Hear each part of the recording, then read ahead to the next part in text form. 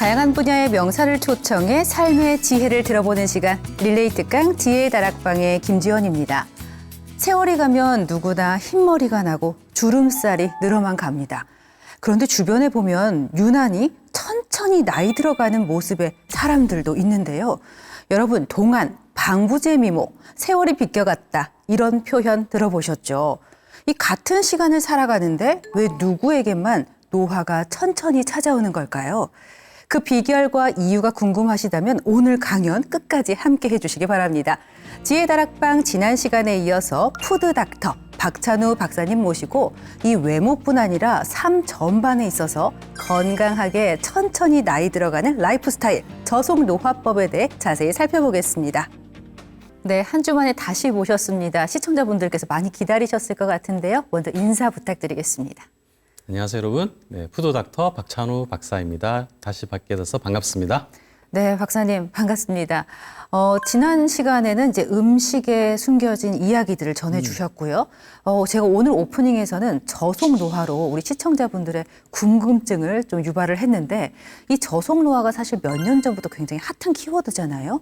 그래도 여전히 생소한 분들이 계실 것 같습니다. 강연에 앞서서 간단히 소개를 좀 해주시면 어떨까요? 네, 누구나 자기 나이보다 더 젊게 생활하기를 바라죠. 무조건 오래 사는 걸 다들 바라지는 않을 겁니다. 그래서 어떻게 하면 몸 관리를 잘하면 생체 나이가 원래 나이보다 더 젊어질까? 그래서 아프지 않고 오랫동안 살 수 있을까 하는 게 만인의 어떤 관심사인 것 같습니다. 그래서 이게 바로 저속노화라고 할 수 있겠습니다. 그러니까 고속노화를 하고 싶어하는 사람은 이 세상에 단 한 명도 없을 거라고 생각을 합니다. 네. 과거에도 그랬고요. 미래에도 그럴 것이고 모두 다 늙지 않고 살고 싶잖아요. 네. 근데 그게 이제 현대에 와서 저속노화라는 이름으로 찾아온 게 아닐까 생각한다면 맞을까요? 맞습니다. 예전에는 주로 왕이나 진시황 같은 분이 불로장생을 꿈꾸고 했는데 이제는 누구나 자기 생활 속에서 조금만 노력하면은 훨씬 활력 있고 건강한 삶을 살 수 있을 거라 생각됩니다. 그런데 박사님 푸드 닥터이시잖아요. 네. 그럼 병원에 가거나 무슨 시술을 받는 게 아니더라도 정말 이 음식만으로도 우리가 천천히 늙어갈 수 있는 건가요? 그렇죠. 병원에 가서 잘 못 고치는 병이 생활 습관병입니다.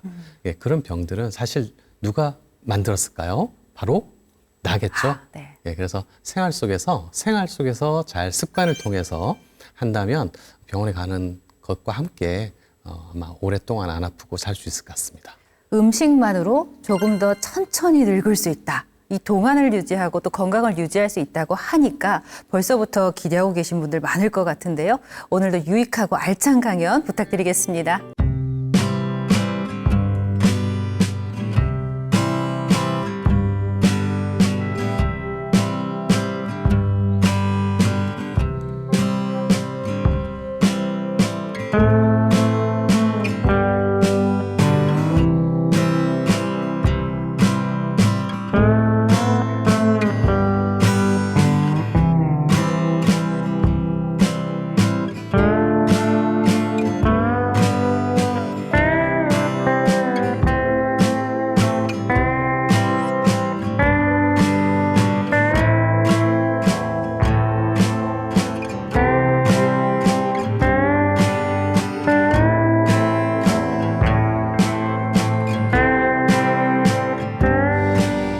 안녕하세요, 여러분. 예, 저속노화 건강법에 대해서 오늘 알려드릴 건데요. 저는 보니까 이 뱃살을 줄이면 바로 저속노화가 되더라고요. 네, 그래서 일석이조, 외모도 좋아지고 또 건강까지 챙기는 그런 슬로우 에이징에 대해서 오늘 말씀드리겠습니다.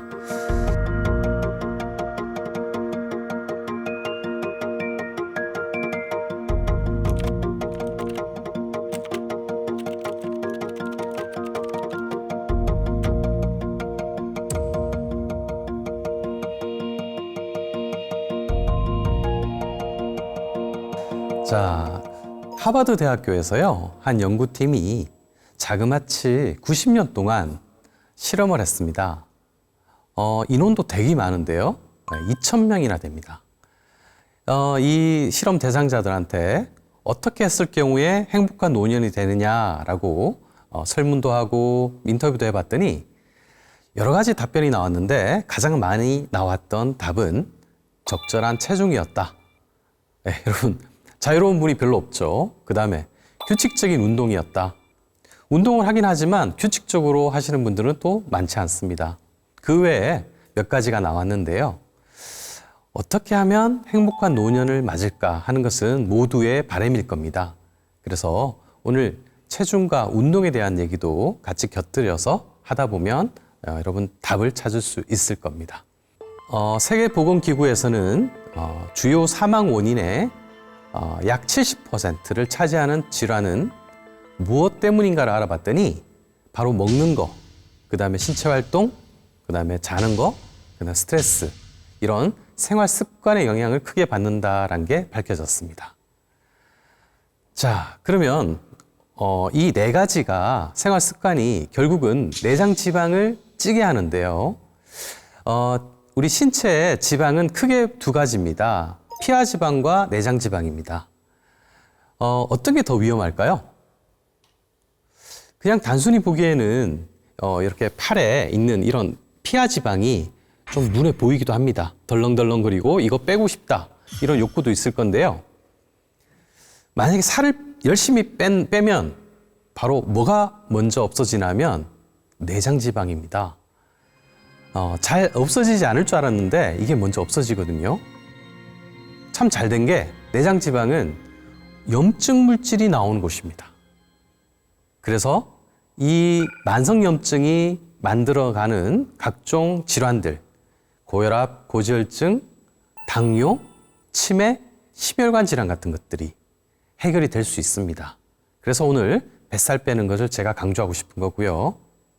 자, 그런데 여러분, 우리가 20, 30대에 살 뺄 때는 오히려 쉬웠습니다.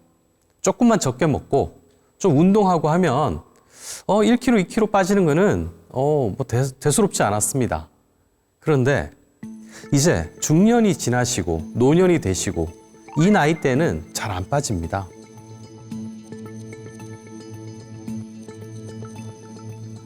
왜 그런지 한번 보겠습니다. 첫 번째, 내 몸속에 성호르몬이 줄어들었습니다. 남성은 테스토스테론이라고 하는 남성 호르몬이 줄어들었고요. 여성 또한 여성 호르몬인 에스트로겐이 줄어들었습니다. 줄어들면서 근육은 적어지고 내장 지방은 찌게 돼 있습니다. 두 번째, 탄수화물 좋아하시죠? 예, 뭐 짜장면 이런 것들, 빵 다들 좋아하실 건데요. 이걸 먹으면 혈당이 쫙쫙쫙 오릅니다. 근데 이 혈당 오르는 게 예전 같으면 빨리 소비가 됐는데 이제는 지방으로 전환이 되면서 내장 지방에 쌓입니다. 또 세 번째는 예전에는 근육도 많고 해서 기초대사량, 그러니까 가만히 있어도 쓰이는 그런 에너지가 상당히 많았습니다. 그래서 100을 먹으면 한 7, 80%는 쓰이니까요. 크게 쌓이는 게 없었는데 이제는 기초대사량 자체가 적어지니까 조금만 먹어도 이게 쌓입니다. 자, 그러면 몸이 벌써 바뀐 거예요. 나이가 들어서. 그렇다고 포기하시면 안 됩니다. 의지로만 하지 마시고 이 생활 방법을 바꾸셔야 됩니다. 그럼 의외로 쉽게 해결이 됩니다. 자, 그럼 이제 생활 방법을 바꾸는 데 있어서 제일 좋은 게 바로 네 가지의 습관입니다. 먹는 거, 자는 거, 마음가짐, 운동. 이것이 우리가 만약에 컴퓨터를 쓸 때 이 컴퓨터가 어떨 때는 멈출 때가 있죠. 아무리 기다려도 안 됩니다. 그래서 어떻게 할까 하다가 알아보면 리셋 버튼이 있어요. 그러면 이게 다시 정상화되죠.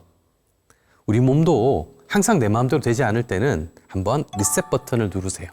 바로 생활 습관 바꾸기입니다. 같이 한번 해보겠습니다. 저속노화 식단 먼저 먹는 것부터 말씀드리는데요. 크게 네 가지를 보십시오. 저는 이거를 진정식단이라고 하는데요. 혈당을 진정시키자는 의미도 되고요. 이 네 가지의 앞글자를 따기도 했습니다. 첫 번째, 진짜 음식 먹어야 됩니다. 저 시중에 있는 뭐로 만들어졌는지도 모르는 그런 공장에서 대량으로 찍어내는 음식들은 진짜 음식이 아닙니다. 두 번째, 탄수화물 중에서 정제된 거, 밀가루, 쌀가루, 그 다음에 아주 단 음식들, 그런 음식들을 줄여야 되고요. 세 번째, 식이섬유. 예. 식이섬유가 많은 음식들, 특히 채소, 해조류 이런 것들 드시면요, 혈당이 완충이 됩니다. 장까지 좋아지고요. 네 번째, 단백질 많이 먹으라는 말씀 많이 들으셨죠? 예, 맞습니다. 단백질을 충분히 드셔야 됩니다. 왜냐하면 근육도 유지시키고 포만감도 유지시키니까 일석이조가 됩니다. 자, 그럼 진짜 음식부터 한번 들어가 볼까요? 네, 진짜 음식이 뭐냐면 바로 우리가 내가 뭘 가지고 만들었는지 알 수 있는 그런 식재료가 보이는 음식입니다. 먹어보면 이게 당근이구나, 이게 양배추구나, 이런 걸 알 수 있습니다. 이 안에 소금이 좀 들어갔구나, 간장이 들어갔구나, 이 정도는 알 수 있어야죠. 그런데 이것저것 넣어가지고 첨가물까지 넣고 색깔, 향 좋게 다 한 거, 그것들은요 진짜 음식이 아니에요. 정말 에너지보다는 독소가 더 많을 수도 있습니다. 자, 근데 진짜 음식 만들 때는 힘들지 않습니다. 예, 최소의 시간으로, 가공으로 이 조리도 단순화하세요. 그냥 찌는 거 이 정도도 괜찮습니다. 그러면 우리가 바로 건강한 자연을 먹을 수가 있습니다. 그리고 물론 유명한 셰프가 프랑스 음식 만들듯이 뭐 졸이고 또 소스를 만들고 해서 하는 음식도 참 좋은 음식입니다. 하지만 우리가 시간이 그렇게 없죠.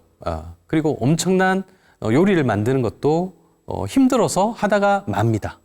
그러니 식재료 중심의 그런 음식을 만들어 보면 봄에 지금 봄이구나. 봄에는 이런 거를 나물을 좀 넣어볼까? 봄나물을 한번 넣어볼까? 좋구나. 이거는 혈당이 오를까 내릴까? 칼로리가 높을까 낮을까? 이거 조금만 찾아보면요, 학습도 되고 또 새로운 레시피에 도전하기도 좋습니다. 그게 바로 진짜 음식입니다. 자, 그래서 제가 실험을 했습니다.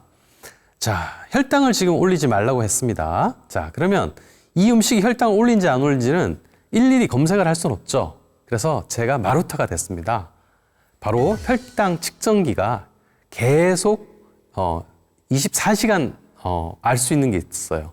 그거를 제 팔에다가 붙이고 휴대폰의 앱으로 확인을 합니다. 그러면 제가 오늘 점심을 먹었잖아요. 그러면 잠시 후에 혈당에 올라가는 정도가 눈에 보입니다. 그러면 여러분 쉽게 그런 정제 탄수화물을 먹을 수가 없습니다. 그리고 먹고 난 뒤에 무엇을 하면 이게 떨어지는지도 알 수 있습니다. 먹고 바로 이렇게 꾸벅꾸벅 좋으면요, 이 혈당 스파이크가 올라갔다가 뚝 떨어져서 그렇게 생기는 거거든요. 그러면 저 같은 경우에는 좀 산책을 합니다. 그러면 완만하게 또 떨어집니다. 그래서 이거는 당뇨 환자가 이용하는 기계가 아니라 질병을 예방할 수 있고 나의 식단과 운동을 조절할 수 있는 그런 하나의 도우미로 제가 활용을 했습니다. 이게 연속 혈당 측정기인데요. 제가 몇 가지 한번 테스트를 해봤는데 샐러드 먹으니까 7밖에 안 올랐어요, 식후에. 야채하고 고구마 먹었더니 46을 올랐는데 그렇게 많이 오른 건 아닙니다. 고구마 때문에 좀 올랐고요. 그 다음에 닭가슴살 야채구이에 북엇국을 함께 먹었더니 25. 그 다음에 채소가 중심인 삶고 갈은 그런 과채 주스를 먹었더니 2가 올랐습니다.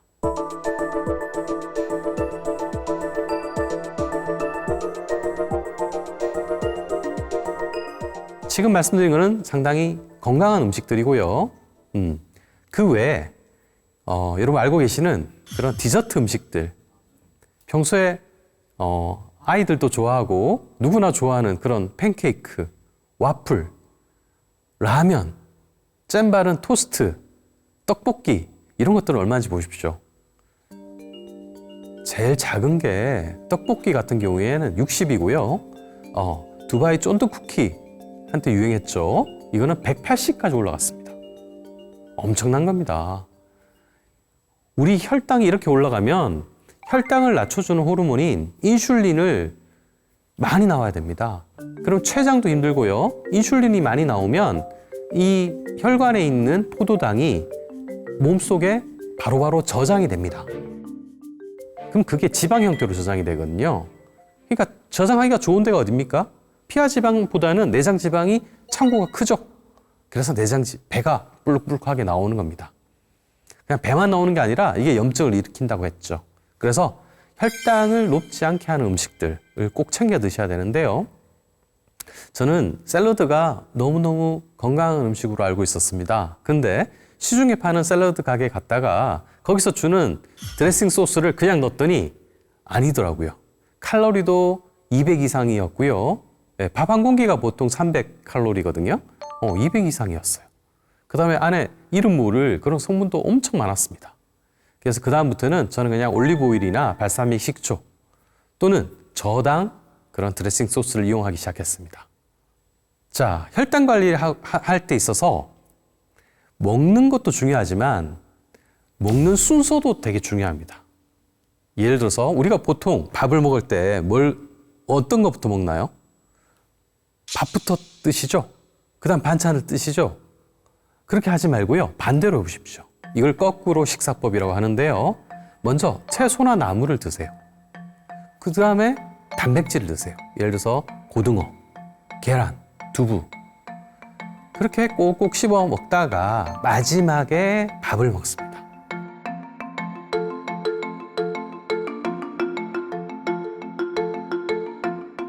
네, 물론 이거 다 먹고 밥을 마지막에 먹으라는 뜻이 아니라 이렇게 먹고 또 순환이 되겠죠.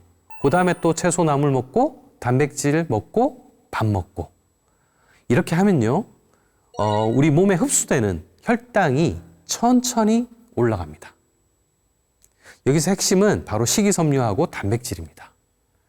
이 두 가지는 흡수 속도를 낮춰서 혈당 스파이크를 예방할 수가 있어서 최대 혈당이 40%까지 저하될 수가 있습니다.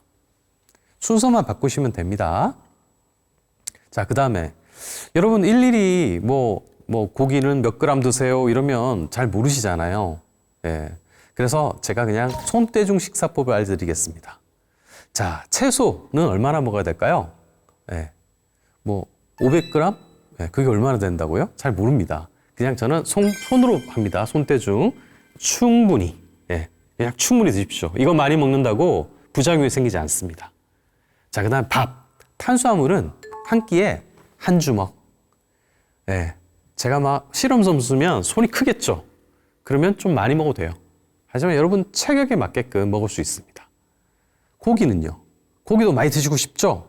하지만 손바닥만큼 드십시오. 손바닥이 여러분만큼, 여기서까지 아닙니다, 여러분. 오해하지 마십시오. 요 손바닥만큼 드십시오. 네. 이것도 체격이 큰 분들은 좀 두껍고 커서 많이 드셔도 되지만 일반인 분들은 요만큼만 한 끼에 드시면 딱 정량입니다.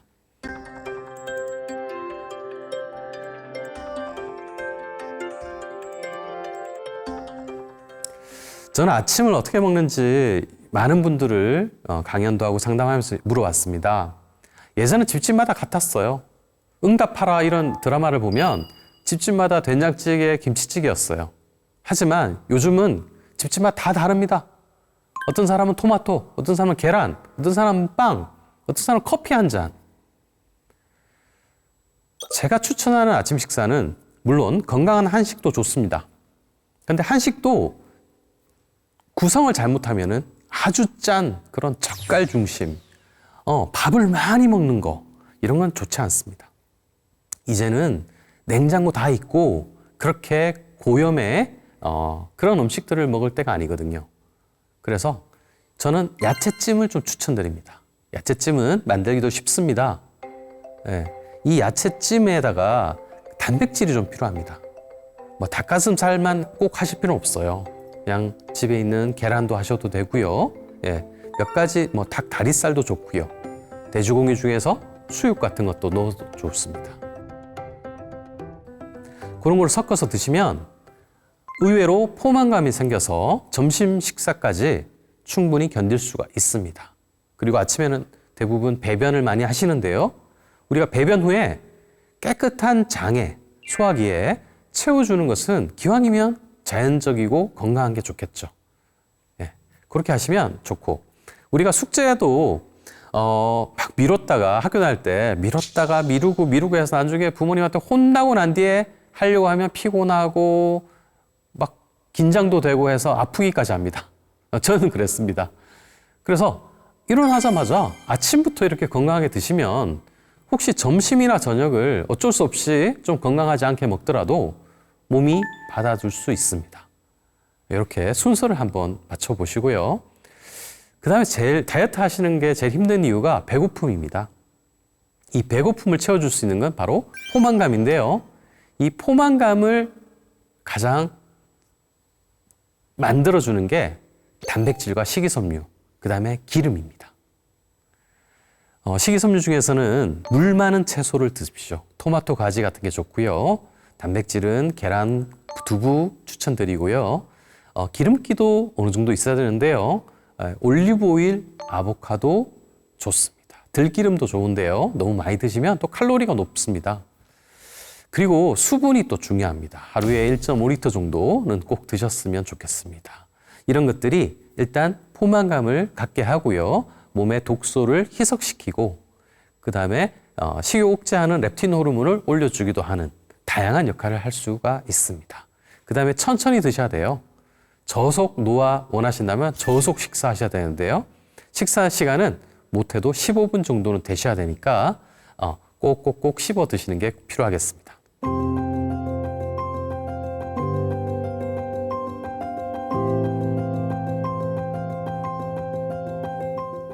자, 나 나름대로 노력을 했는데 왜? 난 먹은 것도 없고 물만 먹는데 몸은 계속 살찌고 아프다. 이런 얘기를 하시는 분들이 간혹 있습니다.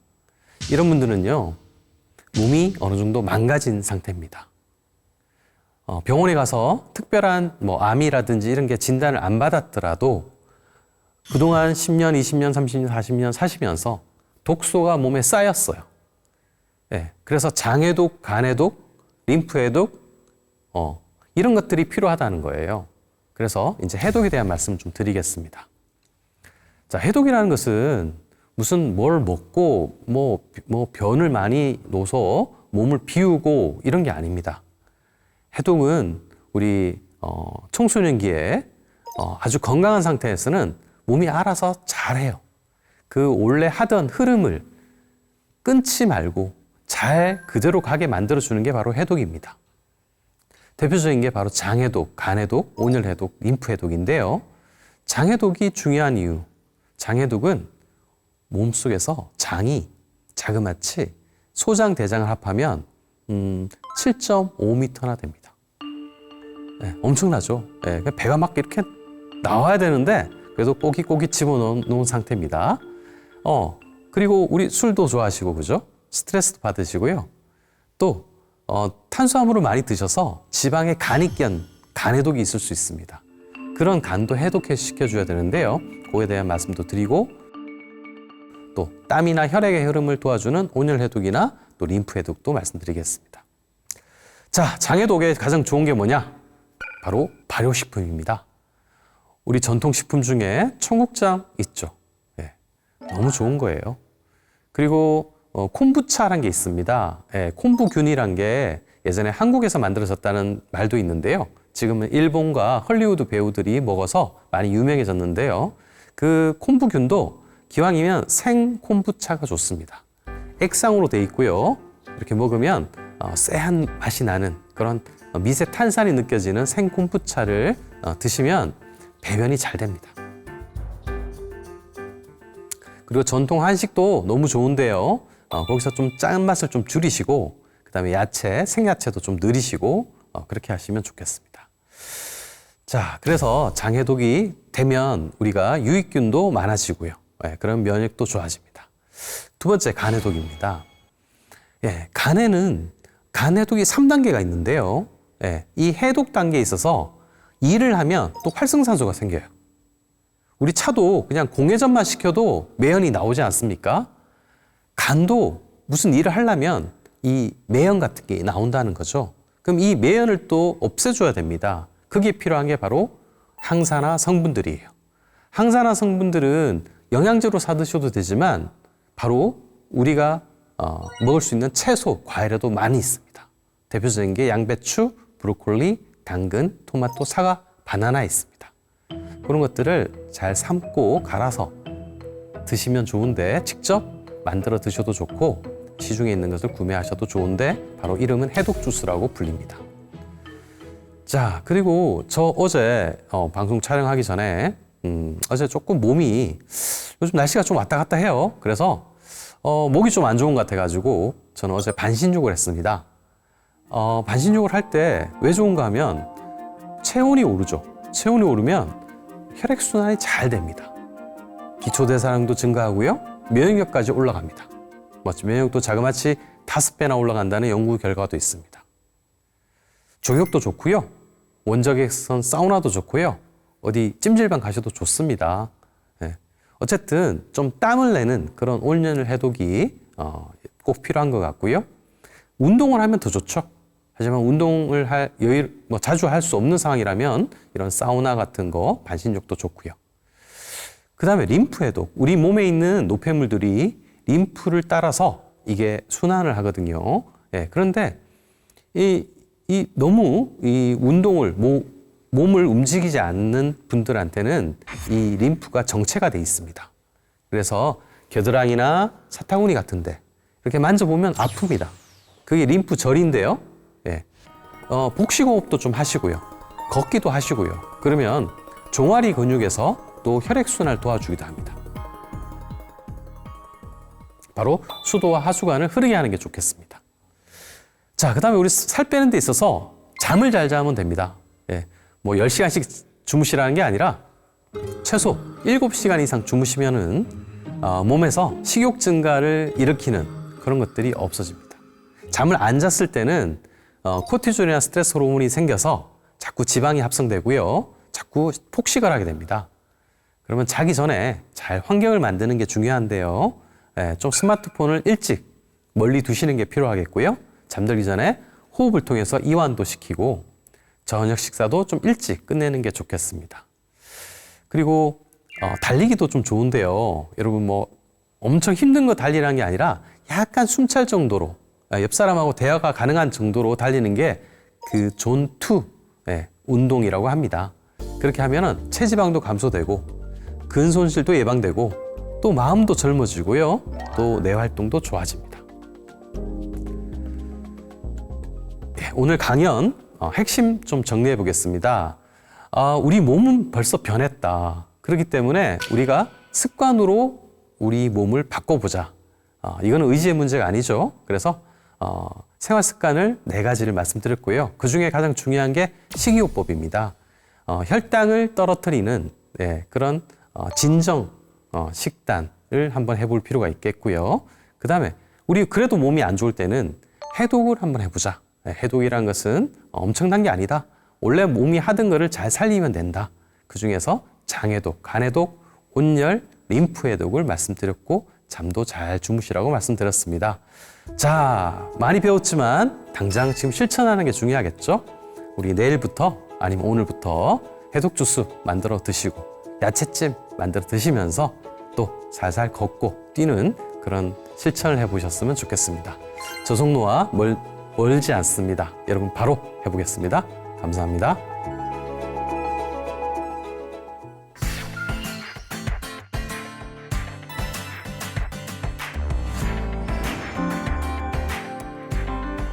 네, 오늘 박찬호 박사님과 함께 저속노화 식단 가이드는 물론 뱃살부터 만성질환까지 관리할 수 있는 저속노화법에 대해 살펴봤는데요. 오늘 하루 작은 것부터 실천하셔서 여러분의 노화 시계를 조금씩 뒤로 천천히 돌려보는 건 어떨까요? 오늘 지혜의 다락방이 준비한 내용은 여기까지입니다. 다음 시간 더 알찬 내용으로 박찬호 박사님과 함께 찾아오겠습니다. 여러분 고맙습니다.